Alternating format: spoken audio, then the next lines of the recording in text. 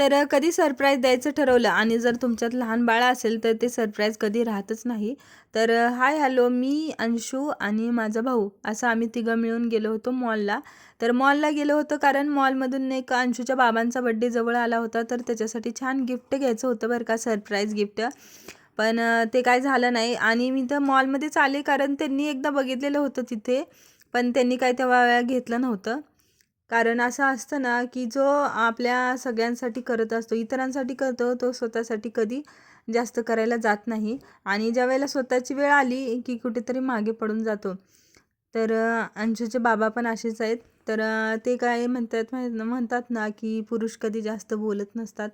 तर खरंच पण त्यांना देखील तेवढीच आवड असते आणि आपण पण त्यांच्यासाठी केलं पाहिजे. त्यामुळेच आम्ही दोघी छान असं गिफ्ट वगैरे आणायला गेलो त्यांच्यासाठी. छान त्यांना वॉच वगैरे घेतलं, माझ्या चॉईसनं घेतलं फर्स्ट टाईम. पण आता आवडतंय की नाही त्यांना आता बघू. तर हे कोणतं घेतलं आहे ते तुम्हाला मी उद्याच्या व्लॉगमध्ये नक्कीच शेअर करेन.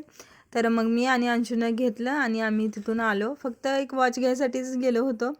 पण छान वाटलं खरं घेतल्यानंतर, कारण जो आपल्यासाठी सगळं करतो ना, त्याच्यासाठी आपण पण कधीतरी स्पेशल फिलिंग द्यायला पाहिजे त्याला आणि बड्डेला तर द्यायलाच पाहिजे असं मला वाटतं. त्यामुळे बड्डे 1-2 दिवस बाकी होता, तोपर्यंतच आम्ही गिफ्ट आणून ठेवलं होतं. गिफ्ट घेऊन आलो घरी. तर कसा वाटला व्हिडिओ नक्की सांगा.